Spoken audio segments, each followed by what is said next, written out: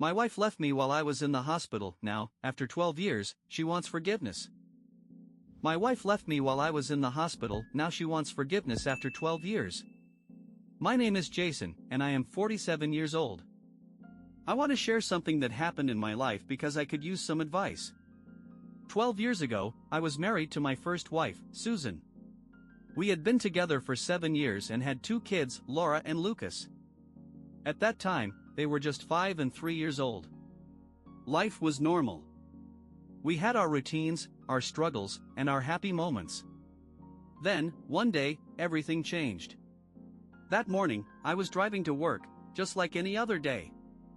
Out of nowhere, a car came speeding from the opposite direction and slammed straight into mine.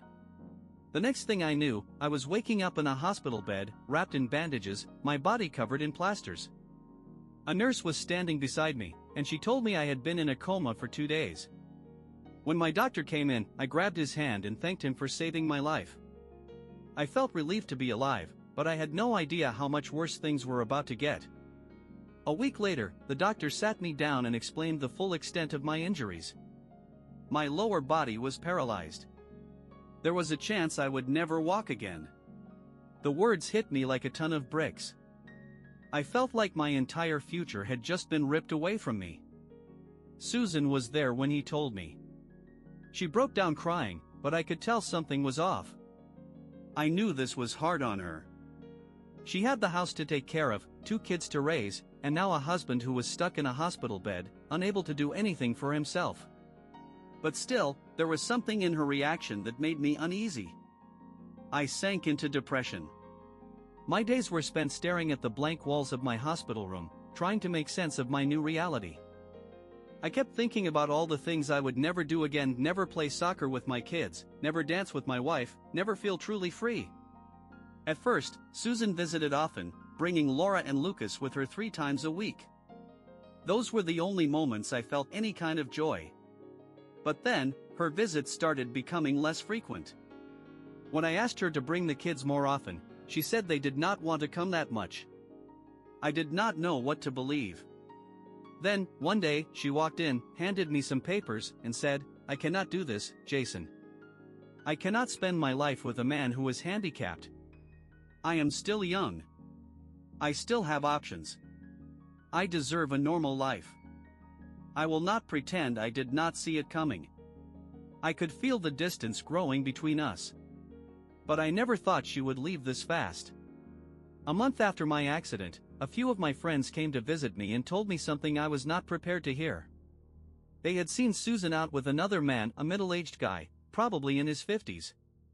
They had spotted her holding hands with him in cafes, shopping malls, even on weekend outings. Some whispered that she had been involved with him even before my accident. Others believed that once I was out of the picture, she got desperate and latched onto the first man who could offer her a way out. 2 months after my accident, I was still in the hospital, and she had already moved on. I was handed divorce papers while I was still stuck in that hospital bed. Maybe I sound calm writing this now, but back then, I was anything but. I was wrecked. I was heartbroken. I was stuck in a wheelchair, completely broke, and now, I was also divorced. Everything I had worked for, everything I had built with her, was gone. After covering all the household expenses and my children's education for years, I barely had any savings. The only thing that saved me from drowning in medical bills was my insurance.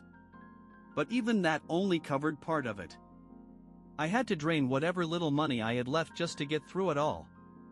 By the time I was discharged, I had nothing. I moved in with my mother. I was 35 years old, divorced, unemployed, and completely dependent on a 62-year-old woman. My mother ran a small flower shop in the suburbs. Between that and her pension, she just barely managed to stay afloat. And yet, even with her limited means, she took me in without hesitation. It is hard to explain how that felt. To go from being the man of the house, providing for a family, to being a burden on your own mother. After a few weeks, I tried to visit my children. I went to our house, but the place was locked up. The neighbors told me Susan had already moved in with her new boyfriend, and she had taken Laura and Lucas with her. They also told me something else. The man she had moved in with was rich. He was older, overweight, and had already been divorced 3 times. He had no children of his own, and people in the neighborhood said he had plenty of money. Some of them whispered that Susan had not just left me, she had sold herself for a better life. I tracked down the address of her new place and went there. When I knocked on the door, she answered, but she did not let me in. When I asked to see my children, she told me they had already adjusted to their new life and had even started calling her boyfriend Daddy. Hearing that made me sick to my stomach. I told her I had a right to see them. She told me that my presence would only confuse them and that if I kept pushing, she would get a restraining order against me. At that point, I had nothing left. No money for a lawyer, no job, no way to fight back. I was living off my mother's kindness, just trying to figure out how to put my life back together. Less than 6 months after my accident, my wife was living with another man, and my children were being told to forget about me. I asked Susan how she could move on so fast. She looked at me like I was pathetic. I begged her to give me a chance, to at least let me prove I was still worth something. She laughed. "You are a burden, Jason," she said. "And I do not need a burden in my life." I asked her straight up if she had been seeing this man before our divorce. She rolled her eyes and told me it was none of my business. Then she told me to get lost. I stood there, staring at her, trying to understand how the woman I had spent 7 years with could turn so cold. I left, my eyes burning, my chest tight, my whole body feeling numb. I went back to my mother's house and broke down in front of her. She held me while I cried like a little boy. Then, when I was done, she told me something simple. "Jason, you have 2 choices. You can spend the rest of your life feeling sorry for yourself, or you can stand up and do something about it." At that moment, I had no idea what I was going to do. But I knew she was right. I started by helping her at the flower shop. I made bouquets, took care of customers, and cleaned the place. That was when I realized something: the business had potential. My mother had been running it for years, but she was old, and she could not handle growth on her own. I started reaching out to old contacts, making deals with event planners. Eventually, I built a small team, expanded into venue decorations, and turned that tiny flower shop into a real business. 12 years. That is how long it took me to rebuild my life. And through all of it, my mother stood by me. Then, a year after my accident, I got news that Susan was planning to leave the city with my children. I rushed to her place, but I was too late. They were gone. And no matter how many times I tried to reach out, she made sure I would never see them again. For years, I had no way to fight back. Susan had money and connections through her wealthy boyfriend, Evan. I, on the other hand, was barely getting by. I could not afford a lawyer, so when she got a restraining order against me, I had no choice but to accept it. I had no idea if Evan had been in the picture before my accident or if she had found him after she left me. All I knew was that he was rich, came from a family with plenty of property, and had the resources to make my life even more difficult. Over the past 12 years, every time I got a lead on where my children might be, I tried to meet them. But each time, Susan either moved them somewhere else or threatened to have me arrested. With Evan's influence, she could have easily followed through on that threat. I was stuck. One thing that gave me some small satisfaction, though, was that despite all those years together, Evan never actually married her. A year ago, I finally decided it was time to take action. My event management business had grown strong enough that I could afford a real legal battle. I filed for joint custody. After years of waiting, I was finally in a position to fight for my rights as a father. Susan did everything in her power to stop it. She contested my claim in court, trying to paint me as an unfit parent. But I had hired a good lawyer, one who knew exactly how to present my case. After reviewing everything, the court ruled in my favor. I was granted 15 days with my children. They were flying in next week. I could not believe it. After 12 years of silence, I was finally going to see them again. I knew I could never make up for all the lost time, but I just wanted a chance to reconnect with them. As the day got closer, I felt a mix of emotions: excitement, anxiety, fear. Laura was now 17. Lucas was 15. Teenagers are not always easy to deal with. I had no idea what they had been told about me over the years. I did not know if they hated me, if they resented me, or if they were even open to hearing my side of the story. Had Susan convinced them that I abandoned them? Had she turned them against me completely? Should I tell them the truth about their mother? I had no idea how to approach them. I just knew I had to try. Update 1: The reunion. There are a few things I left out of my original post. First, about my wife, Amy.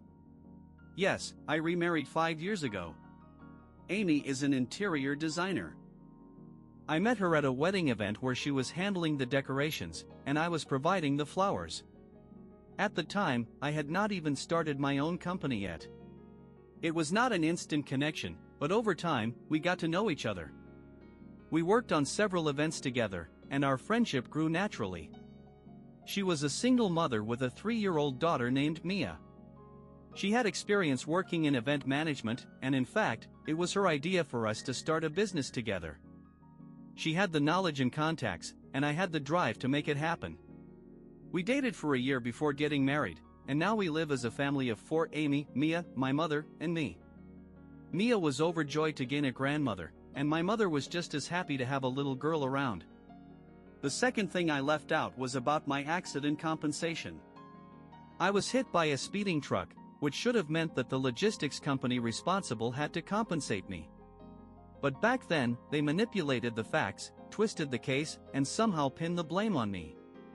I could not afford a decent lawyer at the time, so they got away with it. I did not receive a dime. But after I married Amy, she encouraged me to reopen the case. By then, we had built enough financial stability to afford a strong legal team. The case is still ongoing, but my lawyer seems confident that things will go in our favor this time. Now, back to my children. 3 months ago, Laura and Lucas were supposed to visit me for the first time in 12 years.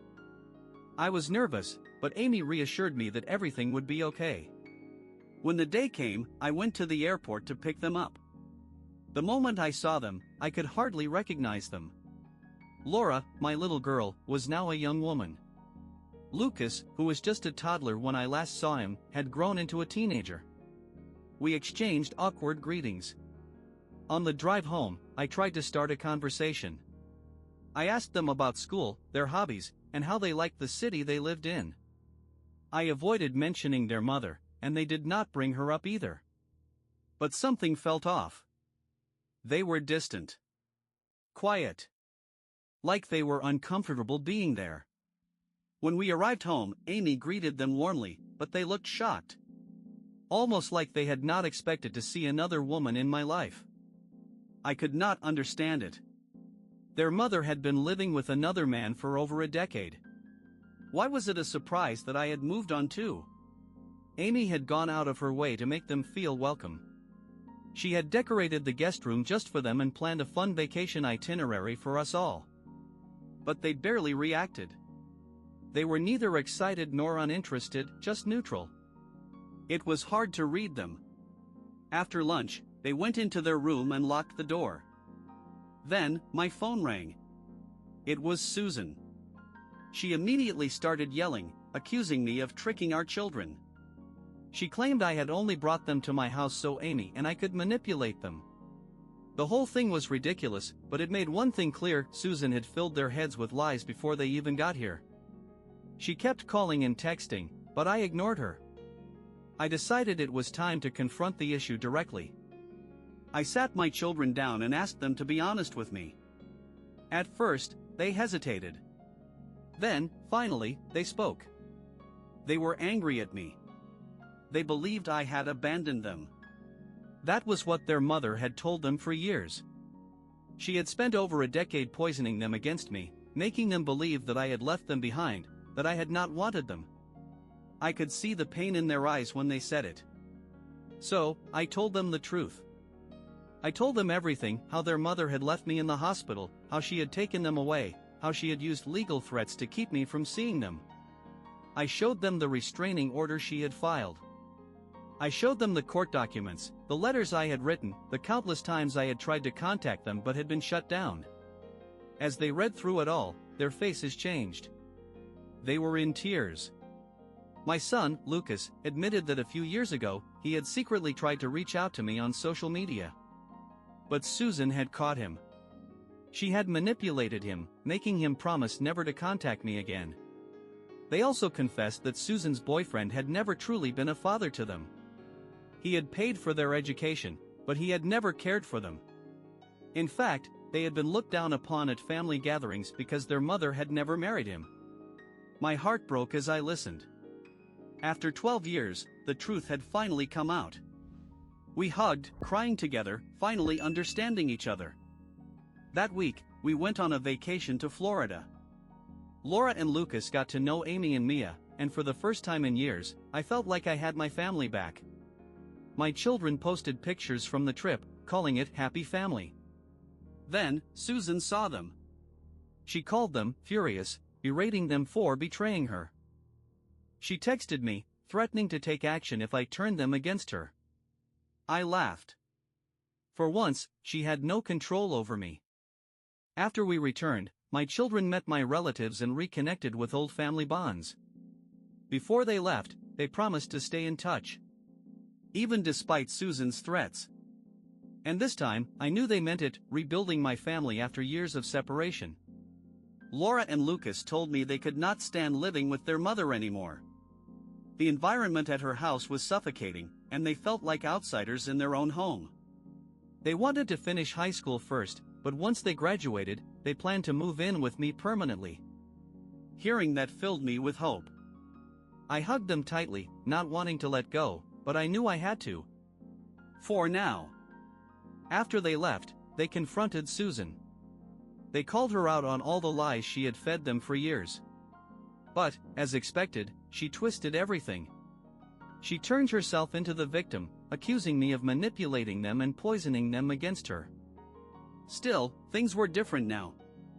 The truth was out. It has been a few months since then, and we have stayed in touch. We talk regularly, and I can finally feel the bond between us growing stronger. I know it will take time, but I believe that soon, they will come home for good. For the first time in years, I feel like I have a real chance to have my family back. I will keep you all updated on what happens next. Update 2, the final chapter in my battle. It has been a while since my last update, and a lot has happened in the past 6 months. First, my court case against the logistics company finally came to an end. And guess what? I won. Not only did I receive compensation for the accident, but I was also awarded damages for the way they mishandled my case the first time around. When the accident happened all those years ago, the company did everything they could to dodge responsibility. They twisted the facts and made it seem like I was at fault. Since I could not afford a lawyer at the time, they got away with it. But after I married Amy, she encouraged me to take another shot at justice. With her support, I reopened the case, and this time, I had the resources to fight properly. My lawyer was confident, and in the end, the court ruled in my favor. The moment I got the verdict, I called Laura and Lucas. They were overjoyed. They knew how much this meant to me, and when I told them I wanted to have them back with me permanently, they were just as excited as I was. But just as I thought my problems with Susan were over, she showed up at my office. It had been years since I had seen her face to face, and I almost did not recognize her. She reached for my hand and, with a shaky voice, asked for forgiveness. I just stared at her. She went on about how desperate she had been after my accident, how she had no choice but to find a wealthy man to support her and the kids. She told me that the man she had moved in with, her so-called partner, never intended to marry her. He had been burned in previous relationships and had made it clear from the start that she would always be nothing more than a mistress. He paid for the children's education, he provided for her, but he never gave her security. She thought she was making the right decision for herself and the kids. I let her talk. I wanted to hear every excuse she could come up with. Then I asked her, "Why did you not just get a job?" She looked at me, almost offended by the question. She admitted she had never worked a real job before and was terrified that she would not be able to maintain the same lifestyle if she had to earn her own way. Then, she had the audacity to say, "I did it to protect the children." That was the moment I lost my patience. If you were so concerned about their future, why did you not talk to me first? Why did you not give me a chance to recover? You did not even wait to see if I could bounce back. You threw me away like trash and moved on without a second thought. She tried to change the subject, bringing up our wedding, our memories, and the life we had built before the accident. She talked about how much she had loved me. I shook my head and told her the truth. That was a lifetime ago. Those memories mean nothing to me now. That is when she got desperate. She crossed a line she never should have. Jason, your real family is with me, not Amy. Mia is not even your daughter. You will never have a proper family with them. The moment she said that, I felt something inside me snap. I love Amy, and I love Mia. They are my family. You are nothing to me. Her face turned red, but she was not ready to give up. She begged me to take her back.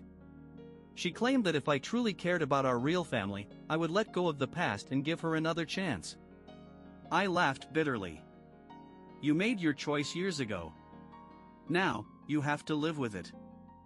She refused to leave my office, causing a scene until I threatened to call security. Later that night, I told Amy and my mother about what had happened. Amy, being the incredible woman she is, brushed it off. She knew Susan had no power over me anymore. My mother, however, had a different reaction. She just shook her head and said, "That woman is a gold digger. She only came back because of the money." And she was right. A few days later, my children heard about what had happened. They were furious. For years, they had been made to believe that their mother was a victim.